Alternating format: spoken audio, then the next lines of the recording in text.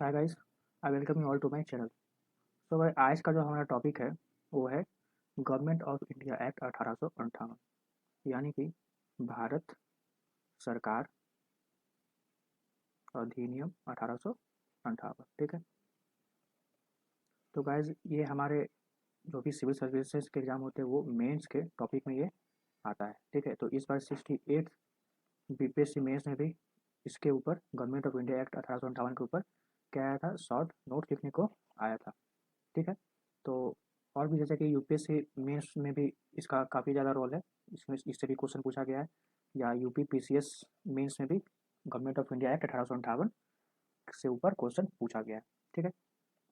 तो sir government of India act को हम लोग दूसरे नाम से भी जानते हैं, जिसको बोला जाता है act of good government of India, act for good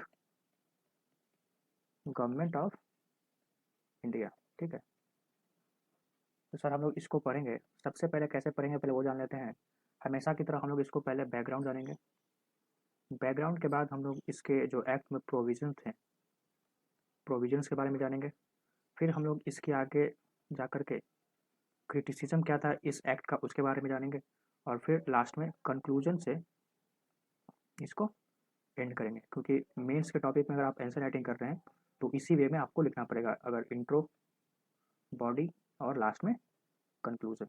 ठीक है। तो चलिए सबसे पहले हम लोग इसका बैकग्राउंड के बारे में जानते हैं कि कैसे ये अधिनियम जो है ये लागू होता है। ठीक है। तो हम लोग इसको आगे जाके एक चार्ट भी बनाएंगे, लेकिन एक फ्लो चार्ट देख लेते हैं कि अगर सबसे पहले टॉपिक डाल लेते हैं क्या है बैकग्राउंड। ठीक है। सर बैकग्राउंड में हम लोग बीच में लिखेंगे 1857, और ये 1858, और ये बिफोर मतलब कि 1857 के पहले का समय, बिफोर, और ये आफ्टर। ठीक है। तो सर 1857 के पहले जैसे कि हम लोग भारतीय इतिहास में देखते हैं कि क्या क्या इंसिडेंट होता है, उसके बारे में एक बार नोट कर लेते हैं, फिर वन बाय वन उसके ऊपर हम लोग डिस्कशन करेंगे, तब हम लोग को इसके बैकग्राउंड के बारे में पता चलेगा। सबसे पहले आता है सर रेगुलेटिंग एक्ट ऑफ 1773। ठीक है। दूसरा आता है sir Pitt's India act 1784। Third आता है सर सब सब्सिडियरी अलायंस। सब्सिडियरी अलायंस कब आता है? 1798 में। किसके द्वारा? तो लॉर्ड वेलेस्ली के द्वारा लाया जाता है। फोर्थ आता है ब्रिटिशर्स के द्वारा एनेक्सेशन पॉलिसी के रूप में डॉक्ट्राइन ऑफ लैप्स। ठीक है। जो कि 1848 से शुरू हो जाता है, ब्रिटिशर्स के द्वारा ये यूज करना स्टार्ट हो जाता है। तो सर हम लोग वन बाई वन इसके ऊपर डिस्कशन करेंगे कि ये जो एक्ट लाए गए 1857 के पहले कैसे ये इम्पॉर्टेंट हो जाता है, कि फिर जो रिजल्ट होता है क्या होता है, उस किसके रूप में होता है सर? 1857 का जो विद्रोह होता है ये इसका जो पहले के जो एक्ट आ रहे होते हैं उसका ये क्या है, रिजल्ट है, मतलब परिणाम है। ठीक है। तो रेगुलेटिंग एक्ट ऑफ 1773 में क्या होता है कि ब्रिटिशर्स के द्वारा, ब्रिटिश पार्लियामेंट के द्वारा एक बॉडी बनाई जाती है जिसका नाम होता है कोर्ट ऑफ डायरेक्टर्स। ठीक है। अगर हिंदी में बात करें तो हिंदी में क्या बोलते हैं? निदेशकों का न्यायालय। ठीक है। तो सर रेगुलेटिंग एक्ट 1773 के अनुसार जब कोर्ट ऑफ डायरेक्टर जब ब्रिटिश पार्लियामेंट के द्वारा जब बनाया जाता है तो उसमें क्या प्रोविजन होते हैं कि ये जो कोर्ट ऑफ डायरेक्टर है, जो ये बॉडी है, ये क्या संभालता है? ये संभालता है जो भारत में जो भी रेवेन्यू होता है, रेवेन्यू, सिविल और मिलिट्री, मिलिट्री मैटर जो है वो किसके द्वारा देखा जाता है? तो कोर्ट ऑफ डायरेक्टर के द्वारा यह देखा जाता है भारत में रेवेन्यू, सिविल और मिलिट्री सिस्टम। और टाइम टू टाइम किसको यह खबर भेजी जा जाती है? तो सर टाइम टू टाइम ये जो है इसके बारे में जो भी ब्यौरा होता है वो आपको जाता है ब्रिटिश पार्लियामेंट के पास। ठीक है।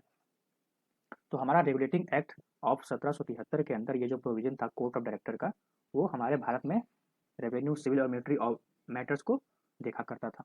ठीक है। फिर आता है सर 1784 में पिट्स इंडिया एक्ट।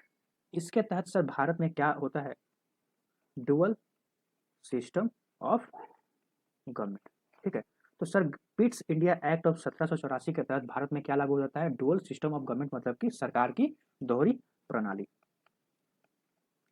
सरकार की दोहरी प्रणाली। ठीक है, तो sir dual system of government लागू होने के बाद जो ब्रिटिश पार्लियामेंट के द्वारा जो बॉडी बनाई जाती है वो एक और बॉडी होती है। पहले से तो चल रहा होता है कोर्ट ऑफ डायरेक्टर, तो पहले से चल ही रहा होता है, लेकिन डुअल सिस्टम ऑफ गवर्नमेंट का मतलब होता है कि सर जो भारत में जो जो भी सिस्टम है, पॉलिटिकल सिस्टम है, वो दो बॉडी के रेख, मतलब कि दो बॉडी के साथ साथ ये पॉलिटिकल सिस्टम चलेगा। ठीक है, जैसे कि आप लोग हम लोग को कैसे बोलते हैं डबल इंजन की सरकार है, तो वो उसी टाइप का ये डुअल सिस्टम ऑफ गवर्नमेंट यहाँ पर लागू किया जाता है। तो कोर्ट ऑफ डायरेक्टर पहले से लागू चल रहा होता है, और 1784 के एक्ट के तहत फिर एक और बॉडी बनाई जाती है जिसको बोलते हैं board of control, board of control. ठीक है, तो बोर्ड ऑफ कंट्रोल जो बॉडी है उसको हम लोग अगर हिंदी में कर लिखेंगे तो क्या बोलते हैं इसको? बोर्ड ऑफ कंट्रोल को नियंत्रण बोर्ड। ठीक है, तो नियंत्रण बोर्ड के आ जाने से जो कोर्ट ऑफ डायरेक्टर का जो कार्य होता है, जो कि क्या संभालता है, ये रेवेन्यू संभालता है, सिविल मैटर संभालता है, मिलिट्री संभालता है, तो वो किसके पास ट्रांसफर हो जाता है? ट्रांसफर किसके पास हो जाता है सर? तो वो हो जाता है बोर्ड ऑफ कंट्रोल के पास। ठीक है, तो बोर्ड ऑफ कंट्रोल के आ जाने से ये क्या संभालता है? ये संभालता है आपका रेवेन्यू डिपार्टमेंट। जो भारत में जो रेवेन्यू डिपार्टमेंट जो चल रहा था, जो भी इनकम का सोर्स है उसके ऊपर रेवेन्यू डिपार्टमेंट हो गया। सिविल मैटर ये संभालने लग गया, मिलिट्री संभालने लग गया। तो जब अगर तीनों डिपार्टमेंट अगर बोर्ड ऑफ कंट्रोल संभाल रहा है तो कोर्ट ऑफ डायरेक्टर क्या संभाल रहा है? तो सर पिट्स इंडिया एक्ट जो आया उसके तहत कोर्ट ऑफ डायरेक्टर को ये जो रिस्पॉन्सिबिलिटी मिला वो क्या मिला? कमर्शियल अफेयर्स संभालने का इसको ड्यूटी मिला। कमर्शियल अफेयर्स का मतलब क्या हो गया? मतलब कि वाणिज्यिक मामले। ठीक है, वाणिज्यिक मामले। तो बोर्ड ऑफ कंट्रोल और कोर्ट ऑफ डायरेक्टर ये दोनों मिलकर भारत में क्या करते हैं? Dual system of government. ठीक है, तो ये हम लोग पीछे बोले कि जब पिट्स इंडिया एक्ट आता है, मतलब कि एक्ट पिट्स इंडिया एक्ट 1784 वो क्या लाता है? Dual system of government in India. ठीक है, फिर हम लोग 1798 में देखते हैं कि लॉर्ड वेलेजली के द्वारा क्या लाया जाता है? Subsidiary alliance. तो जिन्होंने नहीं देखा है सब्सिडियरी अलायंस क्या है, एक्सप्लेन करके मैंने वीडियो डाल दिया है, तो जाके एक बार देख सकते हैं। ठीक है, और इसका डिस्क्रिप्शन मैं लिंक में दे दूंगा। तो सर लॉर्ड वेलेजली के द्वारा जो सब्सिडियरी अलायंस जो 1798 में लाया जाता है, तो उसमें क्या होता है? एक तरह का मिलिट्री मिलिट्री असिस्टेंस। ठीक है, किसको? जो कि प्रोविंशियल जो किंगडम है, जो प्रांतीय जो राज्य हैं उनके लिए सब्सिडियरी अलायंस लाया जाता है। ठीक है, एक तरह का मिलिट्री असिस्टेंस।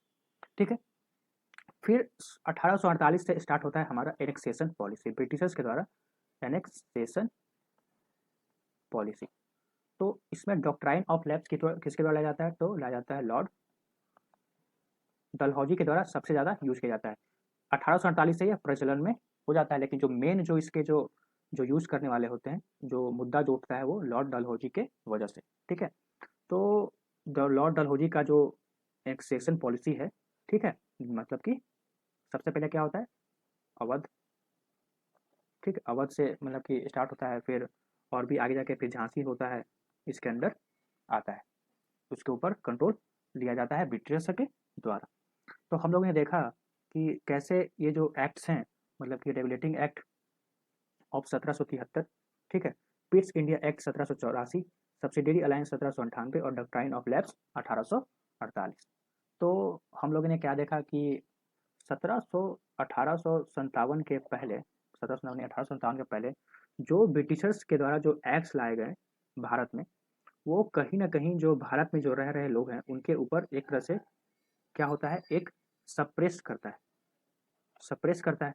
उनके जो सॉवरेनिटी है उसको कहाँ से कहाँ एक तरह से वो काफ़ी ज़्यादा इफेक्ट करने लग जाता है। ठीक है, जो यहाँ की जो जनता है, जो लोकल पीपल्स हैं, ठीक है, वो क्या करते हैं? वो खुद के जो है उनके ऊपर रूल किया जाता है बाई थ्रू ये जो एक्ट्स लाए गए हैं उनके थ्रू। ठीक है, तो ये सर हम लोग देखते हैं कि 1857 का जो युद्ध होता है वो कहीं ना कहीं ये जो पहले से जो चल रहे आ रहे होते ये जो आक्रोश है ब्रिटिशर्स के खिलाफ, जो आक्रोश जो चले आ रहे होते हैं, तो ये सारे एक्ट का जो रिजल्ट होता है, ये जो परिणाम होता है, वो क्या होता है? Revolt of 1857। ठीक है, रिवॉल्ट ऑफ 1857। ठीक है, तो जैसे कि हम लोग देखें कि रिवॉल्ट ऑफ 1857, जब 1857 में ये जब इसका होता है, तो उसका जो मेन जो पार्टिसिपेंट्स हम लोग देखते हैं, जो इस 1857 के विद्रोह में जो भाग लेते हैं, जैसे कि कौन कौन लेते हैं? सबसे पहले तो वोमेन्स हो गए, औरतें बढ़ चढ़ के हिस्सा लेती है। ठीक है, पीजेंट्स हो गए। ठीक है, पुलिस, पुलिस मतलब कि सर, पुलिस क्या है कि किसान के भेष में, अगर ये लोग तो हैं, पुलिस लोग क्या है, एक तरह से किसानी है, बस उनके ऊपर क्या पहना दिया गया है? वर्दी पहना दी गई है, तो उनको पुलिस बोला गया। ठीक है, फिर जाके जाके फिर लोकल जो हैं आपके, लोकल रूलर्स, जैसे कि झांसी में हम लोग देखते हैं, फिर बिहार में देखते हैं, फिर कानपुर में देखते हैं, तो वो ये लोग के मेन पार्टिसिपेंट्स होते हैं। ठीक है, तो ब्रिटिशर्स के द्वारा जो पॉलिसी लाई गई भारत में, उसका जो परिणाम होता है, रिजल्ट होता है, हम लोग देखते हैं 1857। तो जब 1857 का जब युद्ध जब हो जाता है, उस समय के जो गवर्नर जनरल कौन होते हैं? Lord Canning. ठीक है, तो ये 1857 में यह युद्ध हो चुका। ठीक है, तो 1857 के युद्ध के बाद जब खबर पहुंचती है इस युद्ध का, कहाँ पे? ब्रिटिश पार्लियामेंट में। तो जब यह खबर जब ब्रिटिश पार्लियामेंट में जब पहुंचती है, तब वहाँ के जो मेंबर्स होते हैं, उनको कहीं ना कहीं यह लगने लग जाता है कि जो हमारे जो इंडिया में जो भी अफेयर्स, जो पॉलिटिकल अफेयर चल रहे हैं, जो इकोनॉमिकल अफेयर चल रहे हैं, जो ट्रेड चल रहा होता है, जो भी जो सोशल स्ट्रक्चर जो मेंटेन करना होता है, वो अब किसी एक ट्रेडिंग कंपनी के हाथ में देना सही नहीं है। हम लोग जानते हैं कि ब्रिटिश ईस्ट इंडिया कंपनी क्या है? ईस्ट इंडिया कंपनी एक ट्रेडिंग कंपनी था, आया तो था एक ट्रेडिंग करने के हैसियत से ही, हम लोगों ने पहले के लेक्चर में पढ़ लिया है। तो 1857 का जब युद्ध हो जाता है, तो वहाँ के जो ब्रिटिश पार्लियामेंट के जो मेंबर्स होते हैं, वो लोग बोलते हैं कि अब ब्रिटिश ईस्ट इंडिया कंपनी के हाथ में अब जो है कंट्रोल देना सही नहीं होगा, क्योंकि ये जो सिस्टम बनाए जा रहे हैं ब्रिटिश ईस्ट इंडिया कंपनी के द्वारा, कहीं ना कहीं जो इंडियन डोमिनियन में एक तरह का एग्रेशन फॉर्म कर रहा है। तभी तो हम लोग को क्या देखने को मिला? 1857 का विद्रोह देखने को मिला। ठीक है, इसी कॉन्टेक्स्ट में ब्रिटिश प्राइम मिनिस्टर उस समय के बोलते हैं, जिनका नाम था पैल्मर सन। ठीक है, पैल्मर सन का बोलना है कि जो डुअल सिस्टम ऑफ गवर्नमेंट जो बनाया गया ब्रिटिश ईस्ट इंडिया कंपनी के द्वारा, हम लोग देखते हैं 1784 में डुअल सिस्टम ऑफ गवर्नमेंट बनाया गया भारत पे रूल करने का। ठीक है, तो उनका जो सेंटेंस था, बोलते हैं कि it was a system of कंबरसम, ठीक है, कॉम्प्लेक्स, ठीक है, और complex nature of dual government. तो पैल्मर सन का जो कहना था कि डुअल सिस्टम ऑफ गवर्नमेंट जो 1784 में जो लाया गया, जो इम्पोज किया गया डोमिनियन ऑफ इंडिया में, वो काफ़ी ज़्यादा बोझिल था और काफ़ी ज़्यादा कॉम्प्लेक्स नेचर में था, जो कि क्या करता है, जो भारत में लोग जो रह रहे होते हैं, उनको काफ़ी ज़्यादा परेशानियों का सामना झेलना पड़ता है। और साथ ही साथ ये जो एक्ट्स जो बनाए जा रहे थे, वो कहीं ना कहीं जो इंडिया के जो कल्चर थे, उनके जो रिचुअल्स थे, उनके ऊपर ये लोग क्या कर रहे थे?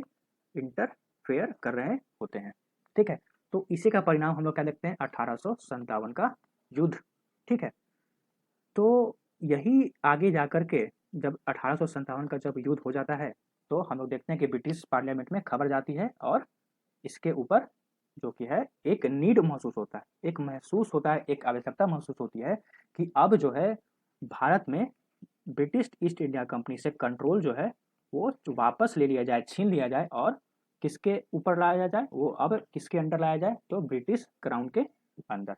ठीक है, तो अगर हम लोग के दिमाग में एक सवाल उठ रहा होगा कि ब्रिटिश ईस्ट इंडिया कंपनी को ये जो आप कंट्रोल दिए हुए हैं, जो ब्रिटिश पार्लियामेंट जो कंट्रोल दिया हुआ है, वो क्यों दिया हुआ है? ठीक है, क्यों नहीं ऐसा है कि क्राउन जो है वो पहले से भारत पे कंट्रोल किया कर सके? तो सर ये है कि ब्रिटिश ईस्ट इंडिया कंपनी को काफ़ी ज़्यादा प्रॉफिट हो रहा होता है, और प्रॉफिट होने की वजह से ये क्या करता है? सरप्लस जो मनी है ये किसको भेजता है? वो ब्रिटिश पार्लियामेंट पार्लियामेंट को। इसी वजह से जो कि है ब्रिटिश पार्लियामेंट जो है बहुत ज़्यादा दखल अंदाजी नहीं करता है किसके वर्क में, ब्रिटिश ईस्ट इंडिया कंपनी के कार्यकाल में, ठीक है। लेकिन जब 1857 का जब विद्रोह होता है तब पूरे विदेश में, पूरे फॉरेन में तो क्या होता है, एक तरह से एक ऐसी खबर ये हो जाती है, फैल जाती है कि ब्रिटिश का जो है जो रूल है वो काफ़ी ज़्यादा हार्श होने लग गया है किसके ऊपर, इंडिया के ऊपर, ठीक है। उसी में आवश्यकता महसूस होती है एक एक्ट लाने का। तो उसी के दौरान हम लोग देखते हैं कि 2 अगस्त 1858 यही वो दिन है जिस दिन ब्रिटिश पार्लियामेंट ने एक एक्ट पास कराया जिसको बोला गया, क्या बोला गया, तो हम लोग जगह टॉपिक क्या है, गवर्नमेंट ऑफ इंडिया एक्ट 1858।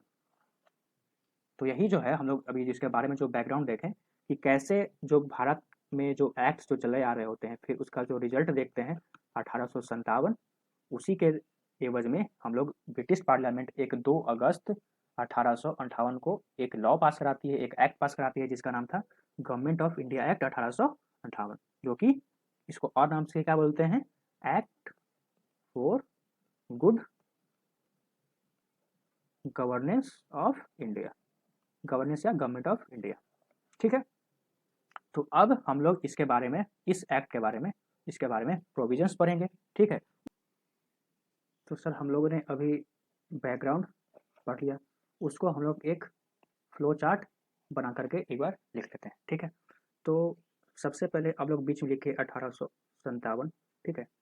उसके इधर लिख लीजिए 1858 और 1857 के पहले का बिफोर 1857।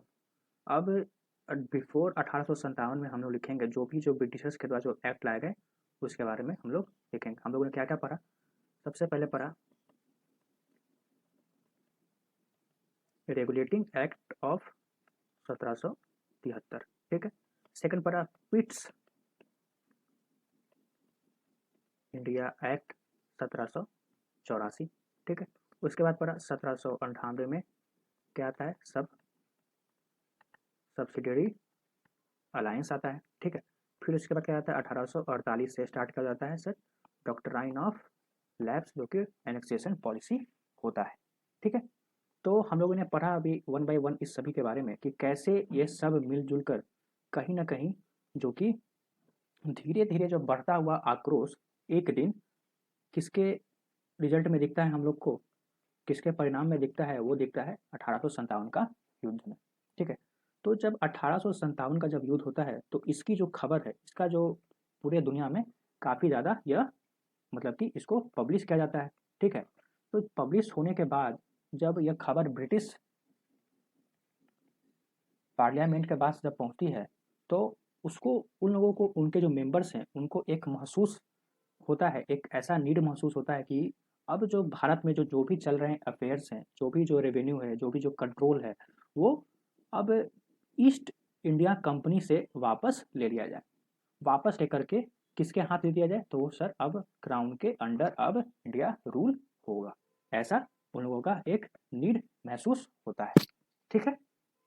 तो इसी में हम लोग देखते हैं कि हम लोगों ने बैकग्राउंड देख लिया, अब हम लोग चलेंगे कि कैसे यह एक्ट को पास होता है और उसके प्रोविजंस भी देखते हैं, ठीक है।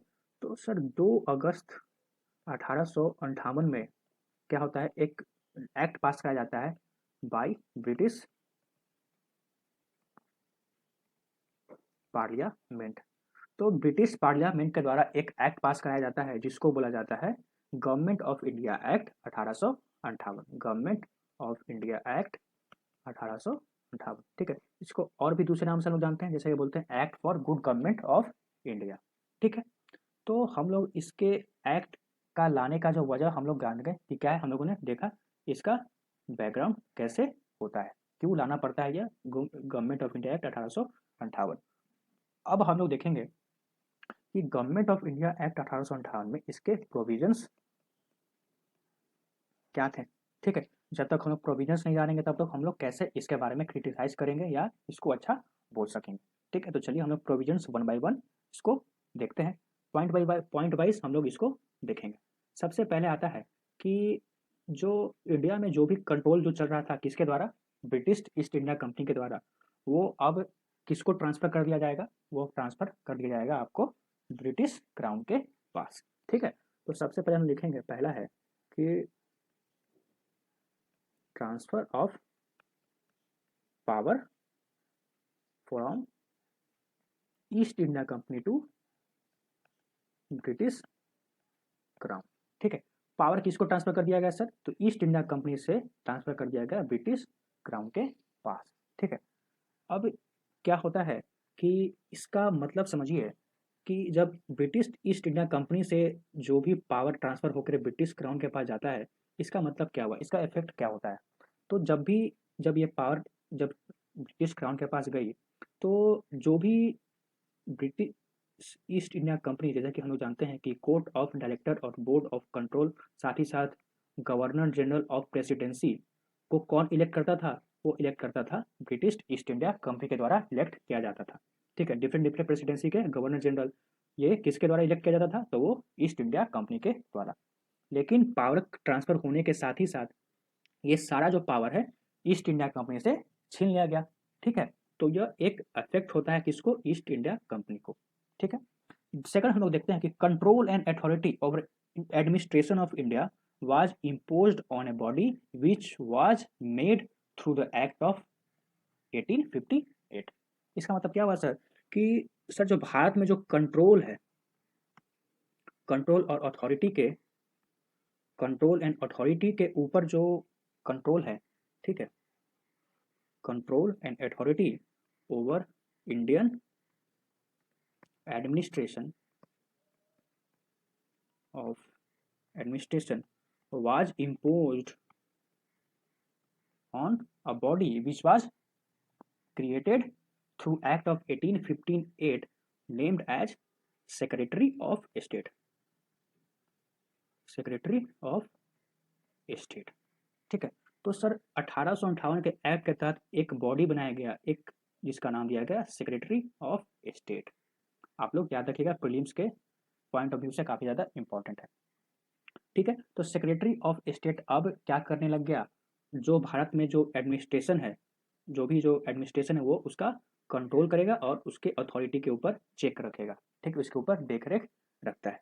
ठीक है, साथ ही साथ ये भी कहा गया कि ये जो सेक्रेटरी ऑफ स्टेट है वो किसका रिस्पॉन्सिबल है, तो रिस्पॉन्सिबल है ब्रिटिश पार्लियामेंट। ठीक है, तो सेक्रेटरी ऑफ स्टेट बॉडी बनाया गया जो कि ब्रिटिश पार्लियामेंट के रिस्पॉन्सिबल है, और साथ ही साथ एक काउंसिल भी बनाया गया जो कि 15 मेंबर काउंसिल था, जो कि सिर्फ और सिर्फ एक एडवाइजरी इन नेचर, सिर्फ और सिर्फ एडवाइस ही दे सकता था, कोई भी उसका कंट्रोल नहीं था, जो कि असिस्ट करता किसको, सेक्रेटरी ऑफ स्टेट को असिस्ट करने के लिए यह बॉडी बनाया गया, क्योंकि डे टू डे जो भी जो एडमिनिस्ट्रेशन होता है इंडिया में उसको चलाने के लिए। ठीक है, तो 15 member council was framed to assist the secretary of state.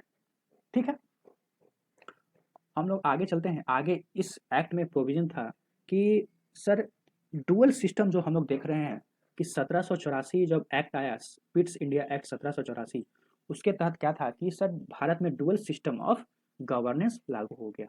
ठीक है, तो हम लोग देखते हैं कि कैसे, एक second, dual system of governance was abolished. ठीक है, इसका मतलब क्या होता है कि जैसा कि हम लोग देख रहे हैं कि 1784 में जो भारत में लाया गया दो बॉडी का रूल, जैसे कि हम लोग अभी क्या बोलते हैं डबल इंजन का सरकार, उसी तरह बोर्ड ऑफ कंट्रोल और कोर्ट ऑफ डायरेक्टर। ठीक है, इसके तहत भारत का जो भी रेवेन्यू है, मिलिट्री है, उसके ऊपर ये कंट्रोल, ये चेक रखता था। लेकिन डुअल सिस्टम ऑफ गवर्नेंस जो है 1858 के एक्ट के तहत इसको, ये जो बॉडी है इसको खत्म कर दिया गया। मतलब कि बोर्ड ऑफ कंट्रोल और कोर्ट ऑफ डायरेक्टर का बॉडी इसको खात्मा कर दिया जाता है। इसलिए हम लोग बोल रहे हैं कि dual system of governments in India was abolished. ठीक है, और जो भी अफेयर, जो इनको अफेयर क्या असाइन हुआ था, रेवेन्यू, ठीक है, सिविल मैटर, मिलिट्री मैटर, अब किसके हत्थे चढ़ गया, ये चढ़ गया सर सेक्रेटरी ऑफ स्टेट के हत्थे चढ़ गया। ठीक है, मतलब सेक्रेटरी ऑफ स्टेट अब भारत में रेवेन्यू सिविल मैटर को या मिलिट्री मैटर को देखेंगे। अब कोई भी बोर्ड ऑफ कंट्रोल या कोर्ट ऑफ डायरेक्टर भारत में नहीं रहेगा। ठीक है, हम लोग थर्ड नेक्स्ट देखते हैं कि इंडियन टेरिटरीज जो हैं भारत में, जैसे कि हम लोग बहुत देखते हैं कि प्रोविंशियल जो है प्रांतीय किंगडम भी थे। ठीक है, तो इंडियन जो टेरिटरीज था अब किसके नाम के अंडर रूल किया जाएगा, वो कर दिया जाएगा सर हर मैजेस्टी। हम लोग ऊपर देखते हैं कि ब्रिटिश क्राउन के अंडर। ठीक है, तो हम लोग क्या लिखते हैं कि Indian territories to be governed under the name of her majesty। ठीक है, तो इंडिया में अब किसका रूल आ गया, ब्रिटिश क्राउन का। अब जो भी कार्य जो होगा वो किसके नाम के अंडर होगा, जैसे कि हम लोग अभी इंडिया में क्या देखते हैं, जो भी एक्ट्स बनाए जाते हैं तो एक्ट्स के लास्ट में साइन किसका होता है, प्रेसिडेंट का होता है। ठीक है, तो उसी तरह अब जो भारत में जो भी एक्ट्स बनाए जाएंगे वो किसके नाम के अंडर होगा, हर मैजेस्टी। हर मैजेस्टी मतलब क्या हो गया सर, क्वीन। ठीक है, क्वीन एलिजाबेथ। ठीक है, अब क्या होता है कि रानी तो आपको इंग्लैंड में है। ठीक है, अब भारत में बना दिया गया सेक्रेटरी ऑफ स्टेट का बॉडी। तो हम लोग इससे क्या कनेक्ट करते हैं, क्या हम लोग इससे डिसिफर करते हैं कि ब्रिटिश क्राउन रूल तो करेगा लेकिन किसके द्वारा, एक एजेंट के द्वारा जिसका नाम दिया गया सेक्रेटरी ऑफ स्टेट, जो कि हम लोग ऊपर पढ़े कैसे एक बॉडी बनाया जाता है। तो आप लोग कह सकते हैं कि secretary of state was an agent of British crown sir. ठीक है, तो secretary of state was a agent of British crown. ठीक है, तो हम लोग इससे यह डेसिफर तो कर लिए कि ब्रिटिश क्राउन का एक एजेंट है। साथ ही साथ हम लोग इससे एक और चीज निकाल सकते हैं कि कहीं ना कहीं जो भारत में लोकल प्रेसिडेंसी था और जो ब्रिटिश पार्लियामेंट जो कि कहाँ था, ब्रिटेन में, उन दोनों के बीच ये जो सेक्रेटरी ऑफ स्टेट है एक तरह का क्या रोल करता है, एक तरह का चैनल की तरह एक इसका रोल होता है। ठीक है सर, तो चैनल की तरह रोल होता है। जैसे कैसे हम लोग आज देख रहे हैं कि इंडियन डेमोक्रेटिक जो सिस्टम है उसमें हम लोग क्या देखते हैं, एक है प्रेसिडेंट और जहाँ पर हम लोग देखते हैं गवर्नर। ठीक है, तो गवर्नर कैसे एक चैनल के रूप में, एक मीडियम के रूप में आपको ये एक तरह से स्टेट और सेंटर के बीच में एक गवर्नर जो होता है जो कि किस तरह से एक्ट करता है एक चैनल की तरह। ठीक है, तो उसी तरह उस टाइम सेक्रेटरी ऑफ स्टेट आपको जाकर के एक चैनल की तरह ट्रीट होता था, किसके किसके बीच में, लोकल प्रेसिडेंसी और ब्रिटिश पार्लियामेंट के बीच में। ठीक है, हम लोग नेक्स्ट देखते हैं कि इस एक्ट के तहत कि भारत में जो जो पुलिसिंग सिस्टम था, जो प्रॉपर रेगुलेशन, जो लॉ एंड एक्ट जो बनाए जाएंगे ब्रिटिश क्राउन के द्वारा, उसका प्रॉपर निर्वहन के लिए, प्रॉपर एग्जीक्यूशन के लिए इंडियन सिविल सर्विसेज का एक प्रावधान किया जाएगा इन नियर फ्यूचर। ठीक है, क्या हम लोग लिख सकते हैं कि Indian civil services was to be framed for proper regulations of law and order in the territory. क्या लिख सकते हैं कि Indian civil services was to be framed for proper regulation of law and order in the territory. ठीक है, policing system को develop किया गया किसके थ्रू, इंडियन सिविल सर्विसेज के थ्रू, जो कि इंडिया में भी अब सिविल सर्वेंट का एग्जाम होगा। ये नियर फ्यूचर में एक प्रावधान दिया गया किस एक्ट के तहत, तो एक्ट ऑफ 1858। ठीक है, हम लोग नेक्स्ट चलते हैं कि हम लोगों ने पहले देखा कि कैसे ब्रिटिश ईस्ट इंडिया कंपनी से जो कंट्रोल है वो ले लिया जाता है और वो दे दिया जाता है किसको, सेक्रेटरी ऑफ स्टेट। ठीक है, तो वही है हम लोग का कि viceroy of different presidency was to be elected by the crown. ठीक है, वायसराय अब किसके द्वारा इलेक्ट किए जाएंगे, क्राउन के द्वारा, ना कि ब्रिटिश ईस्ट इंडिया कंपनी के द्वारा। ठीक है, नेक्स्ट हम लोग का क्या है कि सर अब जो है जैसे ही कंट्रोल जब जाता है क्राउन के पास, हर मजेस्टी के नेम के अंडर अब इंडिया में जब रूल चल रहा होता है, तो India was now treated as a direct British colony. ठीक है, पहले क्या था कि सपोज करो कि अगर ये हमारा ब्रिटिश पार्लियामेंट है, तो उसका एजेंट क्या था, ब्रिटिश ईस्ट इंडिया कंपनी, जो कि क्या करता था इंडिया में इसका रूल करता था। तो एक तरह से ब्रिटिश पार्लियामेंट, जो ब्रिटिश क्राउन है, वो कहीं ना कहीं डायरेक्ट कंट्रोल इसका नहीं था। बीच में क्या आ जाता था, बीच में आ गया आपका ब्रिटिश ईस्ट इंडिया कंपनी। तो इस एक्ट के तहत क्या होता है, हम लोगों ने देखा कि कैसे ब्रिटिश ईस्ट इंडिया कंपनी के बीच से रास्ता साफ। अब जब ब्रिटिश ईस्ट इंडिया कंपनी जब जब बीच से खत्म हो जाता है, तो बीच में आता क्या है सर, वो हमारा इंडिया। तो यही हम लोग इसमें बोल रहे हैं कि नाउ ब्रिटिश जो है, India was now treated as a direct British colony. ठीक है, क्या लिख रहे हैं हम लोग कि now India was treated as a direct British colony. ठीक है, तो कैसे ब्रिटिश ईस्ट इंडिया कंपनी को ये एक्ट साइड करता है और बीच में सीधे कोई भी मीडिएटर या कोई भी एजेंट ना ला करके सीधे यह कंट्रोल करता है किसका, ब्रिटिश इंडिया का। ठीक है, अब क्या है इसका नेक्स्ट जो प्रोविजन है, कि हम लोगों ने देखा कि ब्रिटिश पार्लियामेंट के द्वारा जो डिस्कशन हुआ उसमें क्या ऑब्जर्व किया गया कि सर जो ब्रिटिश ईस्ट इंडिया कंपनी के द्वारा जो भी लॉ फ्रेम किया गया, जैसे कि हम लोगों ने ऊपर देखा कैसे रेगुलेटिंग एक्ट ऑफ 1773 देखा, 1784 देखा, फिर सब्सिडियरी अलायंस देखा, फिर डॉक्ट्राइन ऑफ लैप्स देखा। तो यह कहीं ना कहीं ब्रिटिशर्स, जो ब्रिटिश पार्लियामेंट के जो मेंबर हैं, उनको यह समझ में आ गई कि जो इंडिया में जो कल्चर है, ठीक है, जो लोग हैं, ठीक है, उनके जो रिचुअल्स हैं, उनके ऊपर वार नहीं करना चाहिए। वही जो बाकी जो ये रूल बनाए गए, जो एक्ट बनाए गए, या कहीं ना कहीं यह इंडिया के लोगों के कल्चर, उनके आदमियों पे, सिटीजन्स ऑफ इंडिया और रिचुअल्स पे कहीं ना कहीं एक तरह से इफेक्ट करता था। उसी का परिणाम क्या होता है कि हम लोग देखते हैं कि 1857 was one of the main जो है main event in the history of India. 1857 का जब युद्ध होता है तो बहुत सारे चीजें जो है उजागर होती हैं, और जैसे कि हम लोगों ने देखा कि 1858 का एक्ट भी बनता है।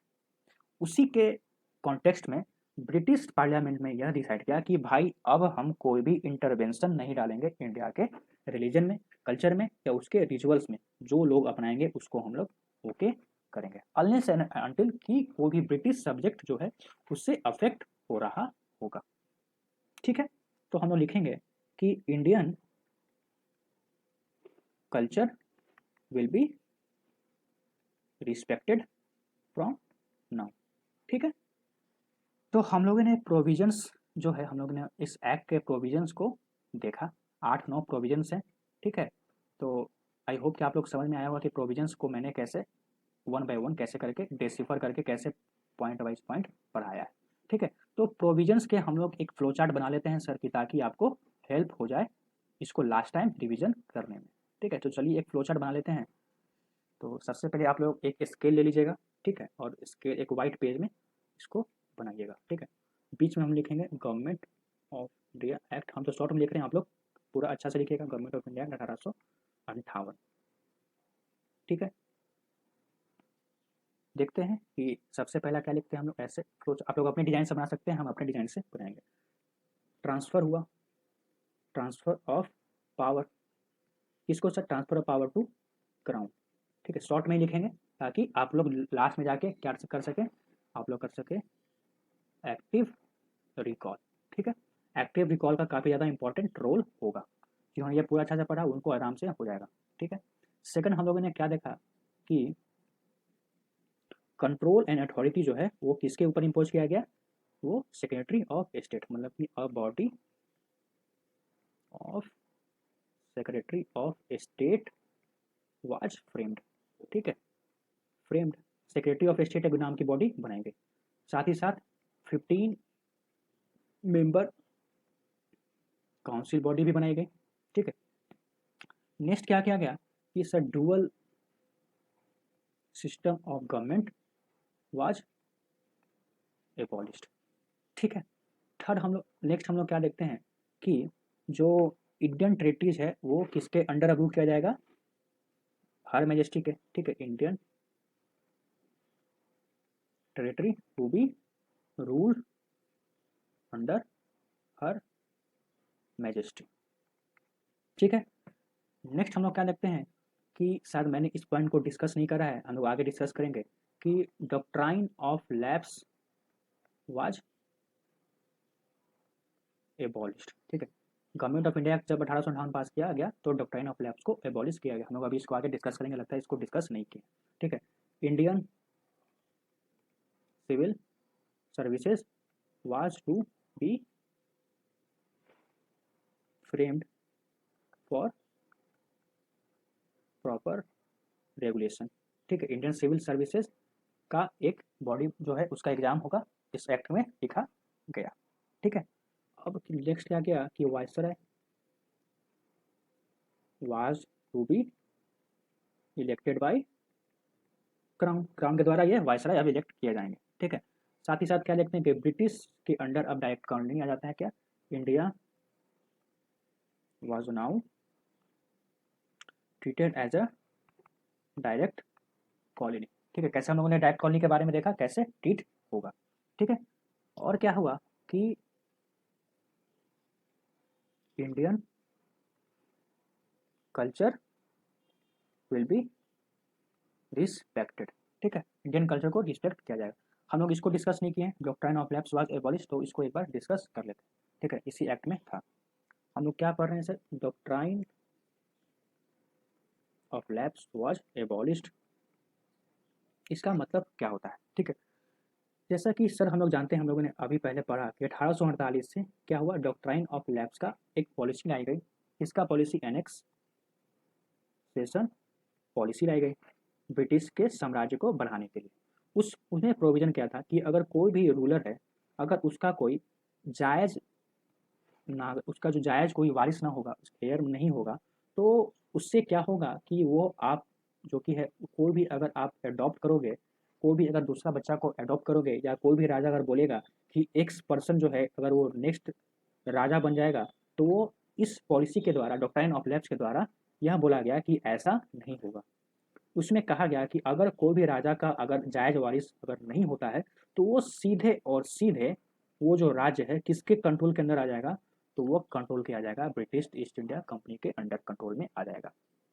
ठीक है, डॉक्ट्राइन ऑफ लैप्स का ये कहना था। लेकिन जब 1800 हम लोग 58 का एक्ट जब पास होता है, तो हम लोगों ने क्या देखा कि डॉक्ट्राइन ऑफ लैप्स को ये लोग क्या करते हैं, एबॉलिश कर देते हैं।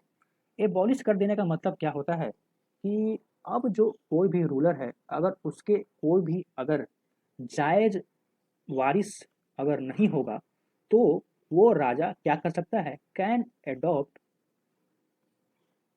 एनी चाइल्ड, को भी राजा अपना वंश आगे बढ़ाने के लिए बच्चे को अडॉप्ट कर सकता है, या किसी को भी एक्स पर्सन को बोल सकता है कि भाई ये आपका नेक्स्ट किंग बनेगा। ठीक है, ये डॉक्ट्राइन ऑफ लैप्स एबॉलिश्ड होने का मतलब यही हुआ कि कोई भी राजा अब आराम से अडॉप्ट करके अपना राज्य चला सकता है, अनलेस एंड अनटिल, तब तक जब यह जो राजा जो बनेगा नेक्स्ट, कब तक, अगर वो ब्रिटिश ईस्ट इंडिया कंपनी का ये क्या प्रॉपर सुजैरिटी फॉलो करेगा, उसके नीचे रहेगा। ठीक है, क्या हम लोग देखते हैं कि until they follow the suzerainty of British Empire. ठीक है, तो इसका मतलब ये होता है। ठीक है सर, तो हम लोगों ने क्या क्या पढ़ा, गवर्नमेंट ऑफ 1800 एक्ट के प्रोविजंस पढ़ लिए। ठीक है, तो प्रोविजंस तो हो गया, लेकिन सर क्रिटिसिज्म भी पढ़ना काफ़ी ज़्यादा इंपॉर्टेंट हो जाता है। कैसे हम लोग बताएंगे कि कोई भी एक्ट जो है यह किसी भी चीज़ के लिए अच्छा हुआ, प्रॉफिट हुआ, बेनिफिशियल हुआ, या हानिकारक हुआ। ठीक है, तो अब हम लोग चलते हैं प्रोविजन से, नेक्स्ट जो हमारे जो गाड़ी चलती है वो चलती है अब क्रिटिसिज्म पे। ठीक है, क्रिटिक्स तो भाई सब जगह है, तो यहाँ भी कैसे ना हो।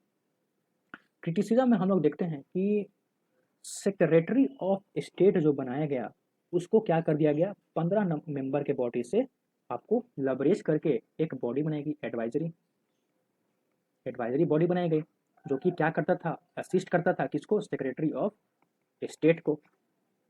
अब क्रिटिसिज्म जो क्रिटिक्स है वो बोलते हैं कि भैया आप 15 मेंबर ऑफ बॉडी तो बना लिए, लेकिन इस 15 मेंबर का जो बॉडी बनाए उसमें एक भी इंडियन नहीं है, not even a single Indian. ठीक है, कोई भी सिंगल इंडियन नहीं था।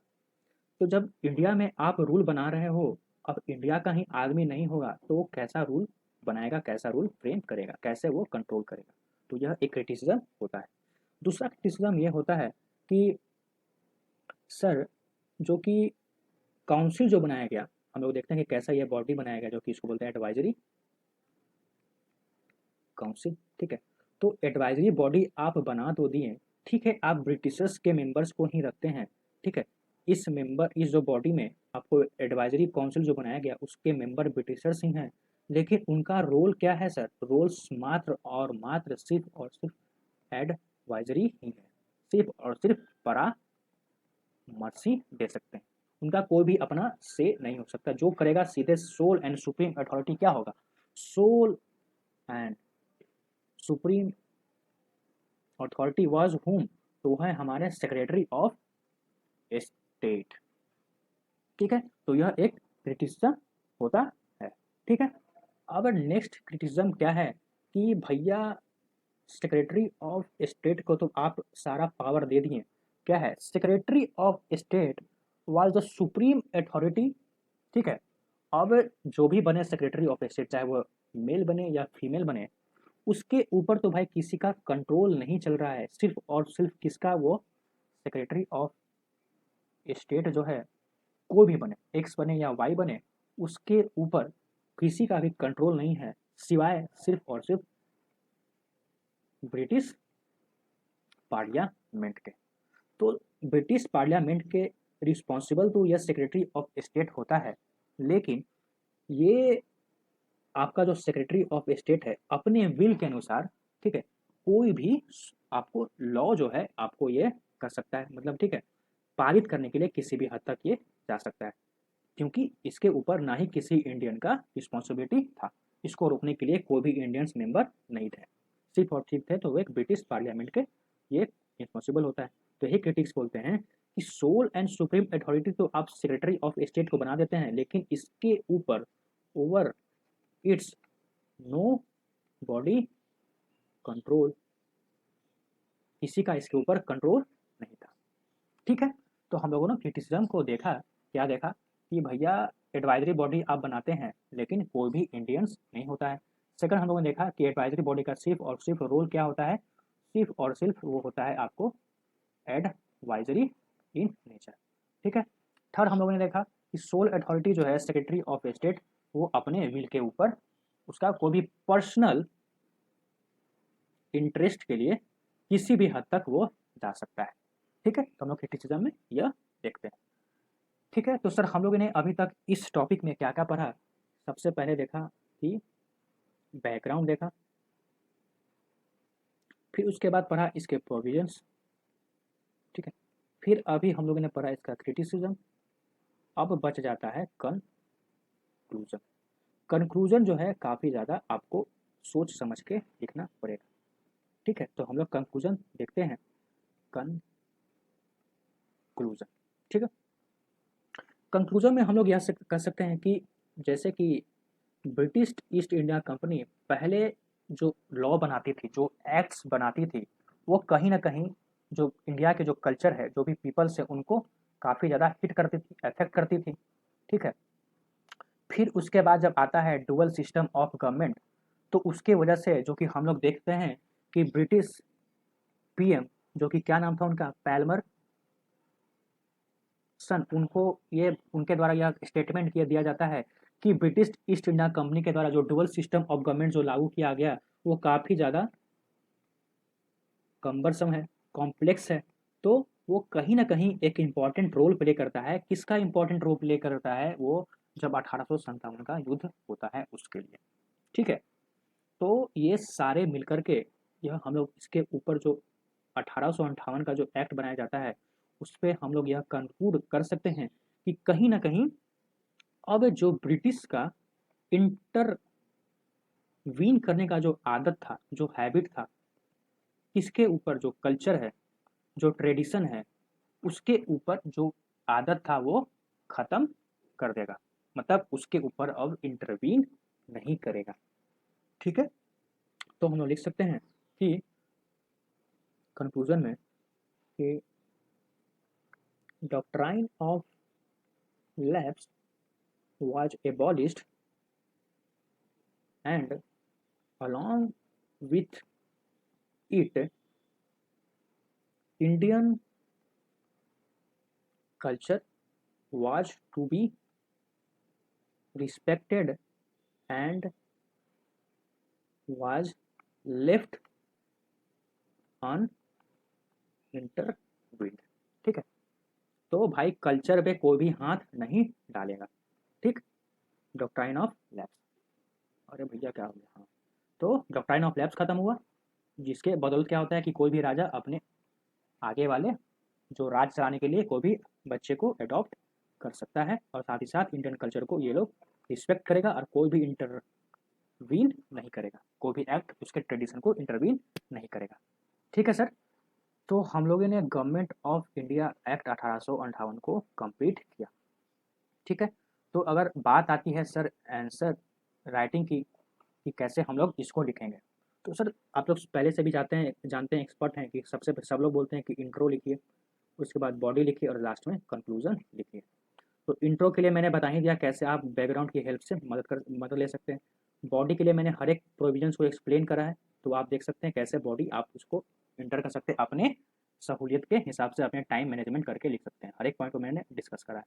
कंक्लूजन मैंने बता ही दिया है कि कैसे आपको ये डॉक्ट्राइन ऑफ लैप्स खत्म करके इंडियन कल्चर को मतलब कि इंटरवीन नहीं करेगा।